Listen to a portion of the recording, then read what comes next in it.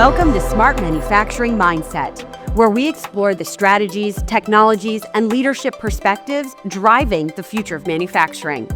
This season, we're diving deep into the gritty details of what must be true for smart manufacturing success, covering key topics like organizational design, the role of technology partners, developing trust, change management, modern architectures, and skill development. Smart manufacturing is a journey, a team sport, and success requires every stakeholder working together to drive real transformation. This is Smart Manufacturing Mindset. Let's dive in. Welcome back to SESME's Smart Manufacturing Mindset podcast. I'm your host, Jeff Winter, and you're listening to Season 2, Episode 4. And this is the first of a special two-part episode. And in this pair of episodes, we're shining the spotlight on 5 trailblazing companies that have earned a place in the World Economic Forum's Global Lighthouse Network. And in today's episode, Episode 4, we'll explore their transformation journeys and the lessons learned along the way. So stay tuned for Episode 5, where we'll focus entirely on the practical advice these leaders have for others. So why dedicate 2 episodes to this topic? Well, we didn't plan for this, but these stories are remarkable and we didn't want to cut too much out. Or you can think of it as these factories they shine so bright, we had to split the spotlight in 2.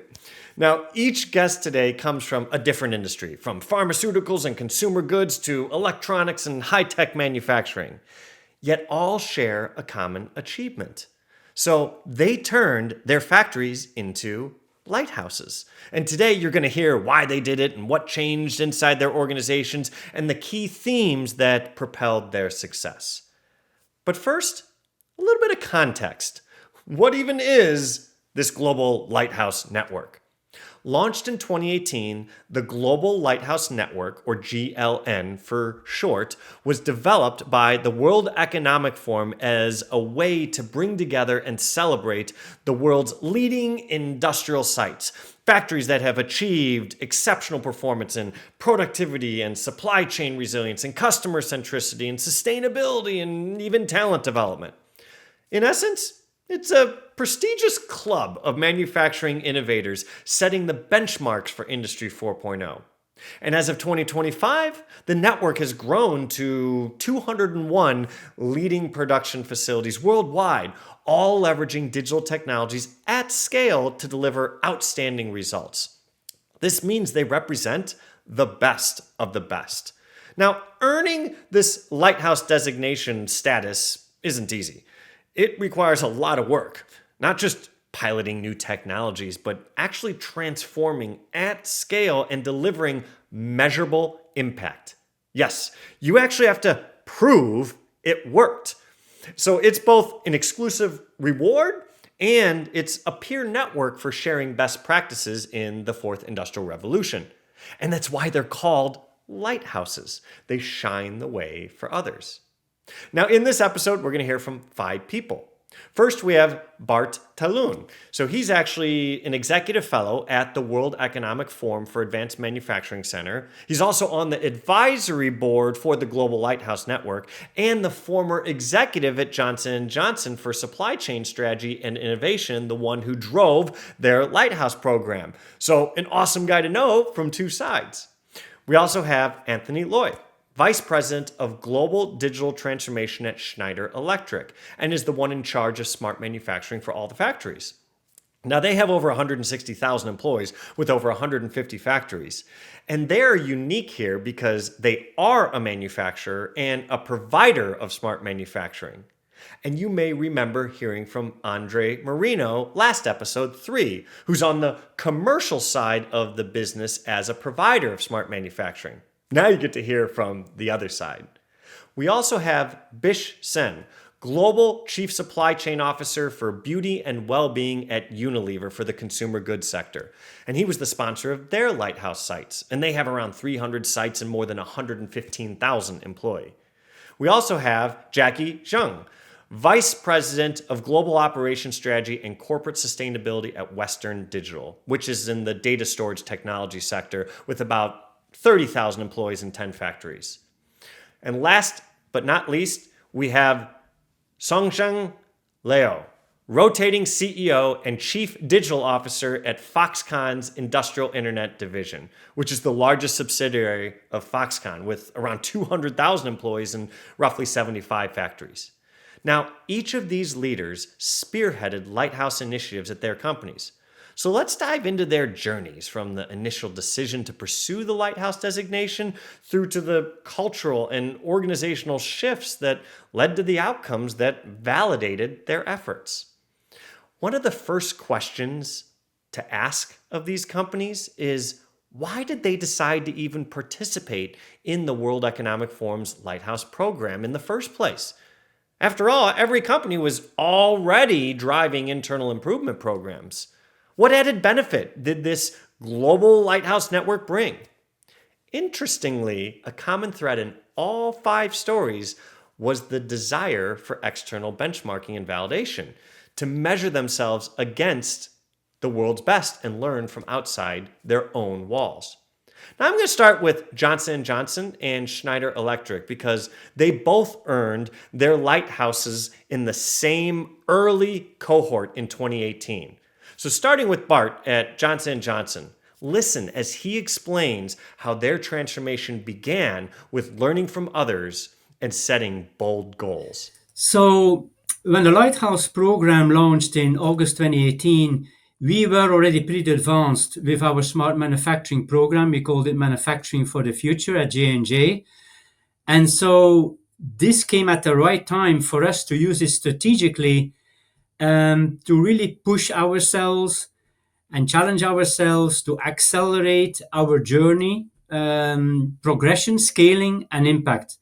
And we did that in 2 ways. First, we used the Lighthouse program to really create a certain level of internal competition between the sites and the sectors to make Lighthouse submissions. And 2, we used the Global Lighthouse Network to do very targeted, specific peer-to-peer benchmarking on certain capabilities where we had gaps or still had to improve. And an example there is our benchmarking with Schneider Electric on digital supplier collaboration. So this was a very effective model really to accelerate the scaling and impact of our journey. And I'm proud to share that 3 years later, by end of 21, J&J was the first company to have 10 lighthouses. In Bart's case, the Lighthouse program provided a clear target and external benchmark. And Johnson & Johnson saw it both as a learning opportunity and a chance to validate their progress publicly. And this mix of internal business drivers and the lure of external recognition can be a powerful motivator. And it's a theme that we're going to hear over and over again as we go through the rest. Now, Anthony described Schneider Electric's journey as part of a broader mission to accelerate improvement across its global plants. Let's listen to what he has to say. So at Schneider Electric, we started in 2017 an initiative that we called Smart Factory. And the ambition was to accelerate the productivity and sustainability of our overall manufacturing footprint, 150 sites. We started with Journey by selecting 11 factories worldwide in US, Europe, and Asia to create what the Lighthouse model would look like at Schneider Electric. One of these factories was Lexington in Kentucky, which is today a lighthouse and qualified in one of the first wave as an end-to-end supply chain lighthouse. This site was selected for a couple of reasons. There was already a certain level of competency on site in terms of automation and transformation. And the product that they manufacture, panel boards, was also very representative of our manufacturing business in US and North America overall. So we knew that by developing Lexington into a lighthouse, we would create the right digital models that we could duplicate across all the other sites in North America. And that's an approach that we had for all geographies, carefully selecting the first 1 or 2 sites that would potentially become a lighthouse to make sure that they were representative of the local business. And because we were already thinking about duplication of all the achievements and solutions that would be developed in the lighthouse for all our manufacturing footprint. And so overall, we started with these 11 sites, all factories, And to date, we have an overall 12 lighthouses. 7 are factories for technology lighthouse, and 5 are factories for sustainability lighthouse for their achievement in sustainability. Schneider's motivation was very much about scaling improvement through exemplar sites. And Anthony's team treated the first lighthouse as a pilot light for transformation. See what I did there? Carefully chosen factories that helped show what was possible and then spread those solutions company-wide. Now, while external recognition wasn't his first emphasis, being part of the global lighthouse network gave Schneider a framework and a credence for this approach. So it's a slightly different angle, one more internally focused on operational excellence, but it aligns with the idea of benchmarking against the best. Now let's hear from Bish on how Unilever approached their decision. So manufacturing excellence has been an integral part of the programs that we've run in the Unilever supply chain. And we started off with TPM at some point in time, and then graduated to what we now call the Unilever Manufacturing Systems, the UMS. And while the Unilever manufacturing system is it's an internal method or an internal process that we use to drive excellence. At some point, we felt it would be good to get an external perspective or a benchmark of how well were we really doing when compared to other industries in other sectors. And that's why the first conversation started with the WEF about how we could use the Lighthouse program that they had crafted, and I think this was in 2019 when we had the first site certified in Dubai. Since then, it's kind of become a way of ratifying progress, validating progress, also recognition, great recognition for the teams. So that's how it's kind of then it's spread across the world. Bish highlights a motivation shared by many. Avoid complacency by benchmarking externally. Unilever didn't want to pursue excellence for the sake of excellence just in an internal vacuum. They wanted to know how they stacked up globally. And the Lighthouse program provided that objective measure and, as Bish notes, delivered recognition that also boosts team morale. So in essence, Unilever used the Lighthouse journey as both a mirror and a magnet. A mirror to reflect their true performance against world-class standards, and a magnet to pull the organization toward a higher level of performance. And once the first site became a lighthouse, Unilever didn't stop. They went on to scale the program across divisions, reaching 9 sites by 2025. And this idea of external validation driving internal motivation pops up again with Jackie at Western Digital. Let's listen to her. So we have done a lot of transformation in automation and analytics. Now we wanted to consolidate the learnings from the different sites, but additionally, we want to benchmark what is considered the best, world-class. We strive to be a world leader. So at that time, we found the Global Lighthouse Network in World Economic Forum. Their criteria and their process are very objective, rigorous, and holistic. And that's the criteria for the best. At that time, it was 2020. There were only 73 lighthouses in the world, but no lighthouses in the site of Malaysia and Thailand. At Western Digital, we have a large manufacturing site there. So I personally spent 5 years working in the factory, initiating these transformations.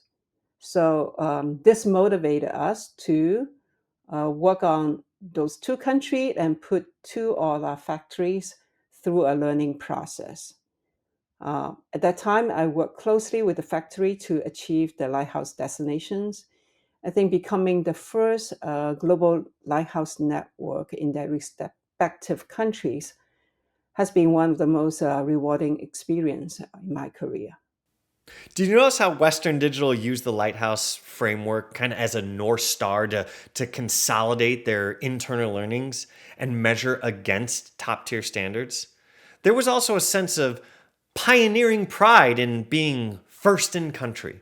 But Jackie's emphasis is on the Lighthouse assessment as a learning process. It wasn't just about the award, it was about pushing their own capabilities to the next level by meeting a high bar. And finally, let's hear the Foxconn story, which is a bit different. Back in 2015, the whole company's Foxconn group has started the digital transformation. And as you know, Foxconn is a very big company. And, we make various products of different complexity, size, and volume of orders. And there are a lot of business units which are almost the size of a big company. So during the early time of digital transformation, different business units have different strategies, different focus, and some would say using automation, and some say developing digital applications or AI analytics. And we have hundreds of transformation roadmap and system architectures in our company, which is very difficult to cross-reference and scale up, and it's very easy to fall into the pilot trap.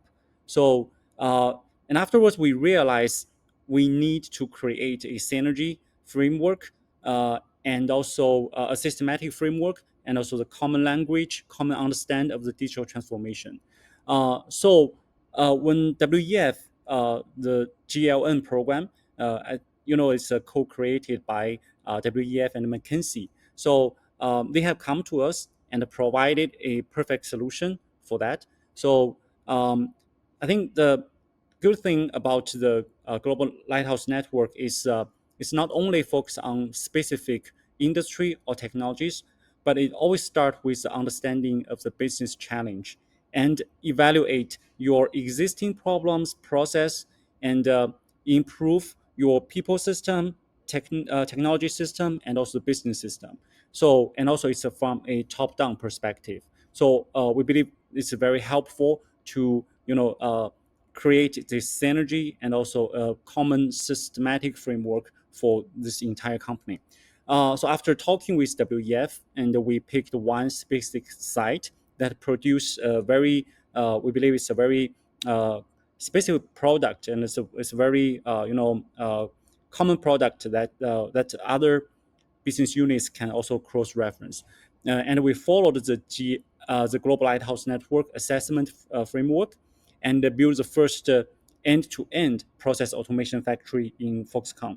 So it's not only the assembly procedure is automatic, but also the system and the data handling process is also automatic. So basically, we call that the first end-to-end process automation factory. And afterwards, we have that. We reported that to the WEF Global Lighthouse Network, and we got certified and entitled to join this program. Foxconn's motivation was about standardization and alignment on a gigantic scale. Songsheng didn't primarily seek external applause. He needed a common transformation playbook to coordinate dozens of quasi-independent business units. And the Lighthouse criteria provided exactly that. A holistic, top-down framework ensuring everyone speaks the same language and focuses on business challenges first, not just tech for tech's sake. For them, it was about imposing discipline and coherence internally. Now, across these 5 stories, there was one kind of big theme that stood out for me. Every company was striving for more than just incremental improvement. They all wanted a step change, whether in performance or scale or even learning. And the Lighthouse program provided structure and validation. It inspired internal teams and benchmarked progress against world-class standards. Yet none of these leaders embarked on the journey for superficial reasons. Not one mentioned governmental incentives or marketing hype or doing it just for show. And notably, none of them framed it as an IT initiative, especially alone. In fact, they all talked about the business needs and the people. And the driving force was always improvement and long-term capability building, using the lighthouse status as both a goalpost and as a catalyst. Now, having embarked on their lighthouse journeys, each company is now reaping game-changing outcomes, everything from hard business value to just boosts in workforce morale, along with profound cultural shifts in how their teams work. Let's explore what happened after they earned their lighthouse designation and hear how it transformed both their metrics and their mindsets. Now, all the stats I'm about to share with you are public. In fact, it's actually a requirement to be a lighthouse is to share your outcomes. So if you're interested to learn more in any of the stats I'm talking about, I encourage you to visit the Global Lighthouse Network website. Now, Western Digital, for instance, saw phenomenal gains at its lighthouse sites. So in Malaysia, Western Digital's Penang factory leveraged automation AI to achieve a 32% factory cost improvement while cutting product inventory and order lead time by 50% through a build-to-order model. And in Thailand, its Prachinburi plant turned a capacity crunch into a triumph, increasing output by 123%, avoiding 30% of projected costs, and reducing product return rates by 43%. These are huge wins for business performance. Let's see what else Jackie has to say about Western Digital's lighthouses. You may have heard a lot of people tentative about transformation. They worry about losing their job. They worry about that the skills is not going to be relevant. And what we have done is that in every major transformation, we bring our people along with us. Over 90% of our workforce has been upskilled, and all of them have moved on to a higher quality and higher skill level job in the past couple of years. So Western Digital's lighthouse sites not only delivered business value, they also turned employees into true believers and innovators. So now let's switch to Schneider Electric. So Schneider Electric, with an entire network of 12 lighthouse factories, 7 for manufacturing and 5 for sustainability, they report similar impressive outcomes across efficiency and sustainability and even people development. Take their Lexington, Kentucky plant as an example. A 60-year-old factory transformed into a model of Industry 4.0 excellence. By embracing IoT and AI and analytics and digital twins, they achieved a 26% reduction in energy usage. They cut CO2 emissions by like 78% and lowered water consumption by 20%. It also improved its reliability and responsiveness. Mean time to repair failure dropped 20%, and unplanned downtime dropped by 6% after digitization. And that's just one facility. So let's hear Anthony describe the ripple effect of these achievements on his workforce. He emphasizes how being a lighthouse isn't just about the technology, it's about people taking ownership of innovation. We had to transform Lexington to be able to cope with the surge in demand. And so that's one of the effects of digital transformation is that we have been able to sustain the growth of Schneider in US thanks to Lexington capacity to absorb additional volume. So productivity in itself is a key KPI for us, but actually this productivity has been allowing us to grow in North America. A second element is how do you make the local competencies future-proof? By becoming a lighthouse, we've been able to attract to Lexington additional investments in our supply chain network, but also new competencies to allow the factory to continue to evolve. So it became a lighthouse several years ago, but that's a site that continued to evolve and which is still for us a test bed in terms of new technologies. So what gets developed in Lexington, for instance, will get duplicated in our sites in North Carolina, in Texas, in Mexico, in Canada. So the Lexington factory, being a lighthouse, is also an internal lighthouse for us by becoming a North Star for all the other facilities we have in North America. Anthony's point brings the numbers to life. For Schneider, digital transformation didn't just optimize operations, It expanded their capacity to grow. The Lexington Lighthouse became a North Star, demonstrating what's possible when technology, data, and people align around a shared goal. Today, Schneider's network of smart factories continues to multiply that impact. Each Lighthouse site serves as both a regional hub for digital skills and a testbed for new technologies, like AI-enabled energy management and digital twins.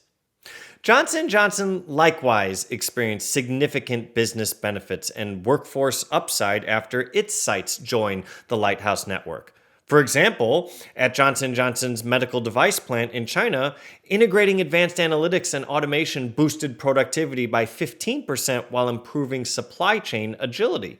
In the vision care business, a new digital order fulfillment system cut delivery times so effectively that their customer satisfaction jumped from 85.5% to 91.9%, on par with top e-commerce companies.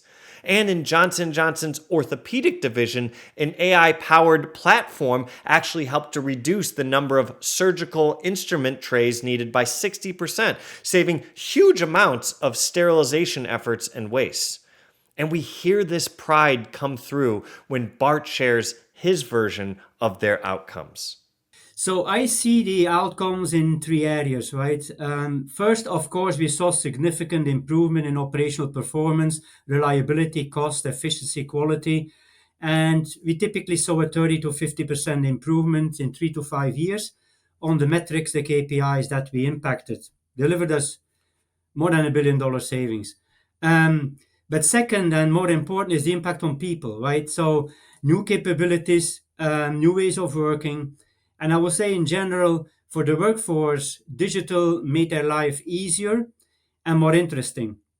So better, easier access to information enabled faster and more effective problem solving, enabled more better informed decision making. There was a more seamless, frictionless collaboration between humans and machines.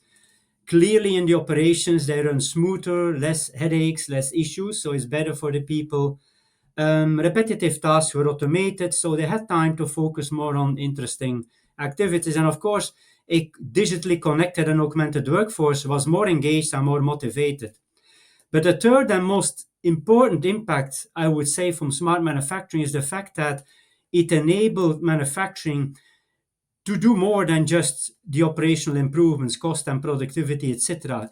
But it enabled, let's say, manufacturing and supply chains to drive bigger customer and business impact, such as accelerated time to market and product launches, driving top-line growth, revenue enhancement, enable broader access to products, personalization of products, agility, resilience, sustainability, etc. And two quick examples there is how we used real-time process control to enable real-time product release, meaning release the product right after manufacturing, which allowed us to eliminate offline quality testing.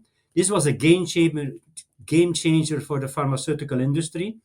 It drove a 30 to 50% improved agility and responsiveness.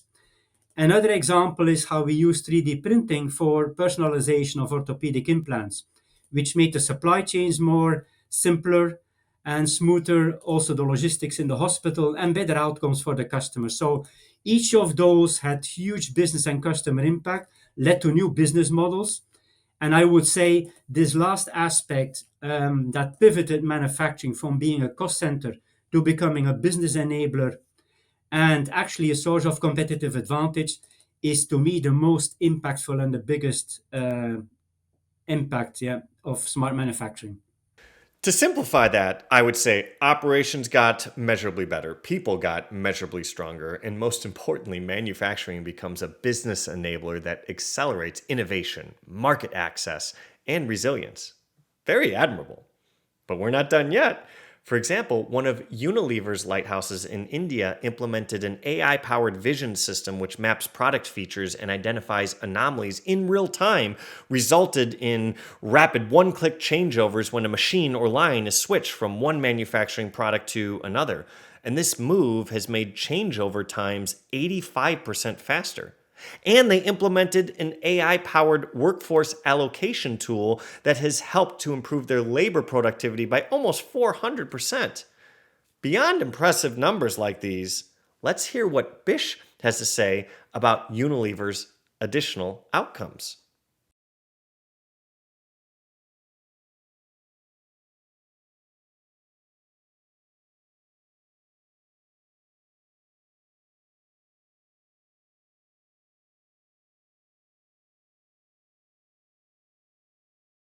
The level of empowerment on the shop floor to really excel in terms of manufacturing excellence, what is required is a much higher level of the devolving of decision making to the shop floor, uh, which needs therefore investment in upgrading the skills of the people on the shop floor, as well as letting go and letting teams on the shop floor who are closest to the problem to make the decisions.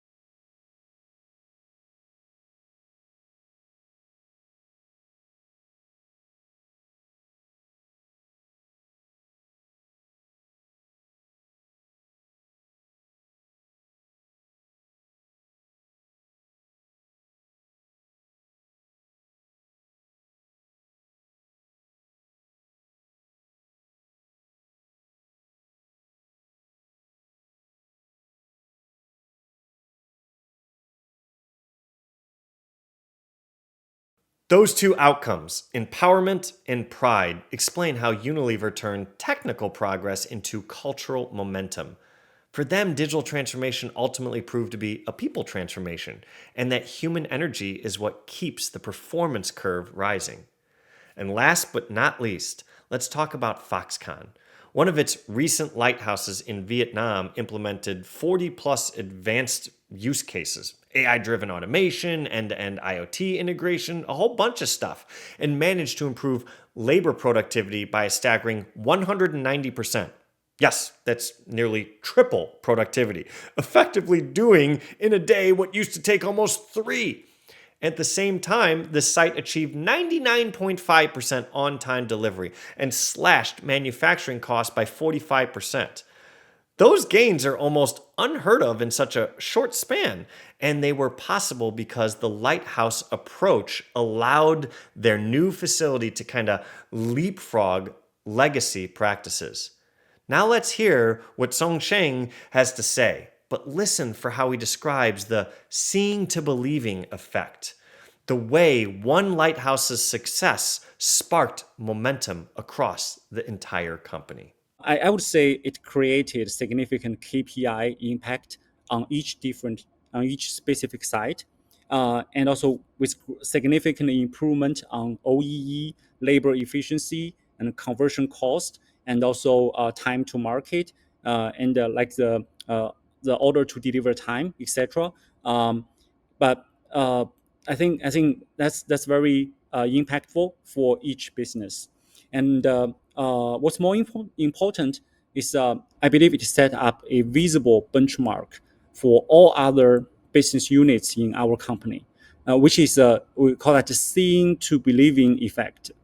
And so gradually, as we build more and more lighthouse factories, and it build up the synergy and the common framework of our digital transformation. So I think that's also very important. And uh, after performing this lighthouse practice, there's one indicator that explains well in our company's outcome. So our revenue per person has doubled during the past 5 years. So I would say this is from the long-term perspective, um, you can see all the outcomes actually accumulates to a very large impact. And also from our customers' perspective, um, so we can support them better with our growing digital capabilities, and especially when they want to build more complex products. And currently, lots of customers also facing the challenges of global operation to tackle the tariff challenge, right? So basically, if you have a very automated process, and if you have a very reliable and high performance system that you can operate in different regions of the globe, and that helps our customers a lot. So we become a more reliable partner for them. That seeing to believing dynamic isn't just a internal model. It's a philosophy of leadership at scale. You can feel the humility in it. Progress doesn't come from commands, it spreads through evidence. Every time Foxconn's engineers hit a new benchmark, they lit a spark for thousands of other employees. It's the kind of quiet confidence that defines a mature digital enterprise, one that doesn't need to shout about disruption because it's already busy building the future, line by line, factory by factory. Now, today, we didn't just hear from 5 people in the industry. We heard from 5 industry leaders of companies that actually have made it happen and are continuing to make it happen. And they've been recognized for it, all of them, multiple times. These aren't theorists. They are the doers. They're the ones that have accomplished it. And what they accomplished wasn't incremental. It was evolutionary.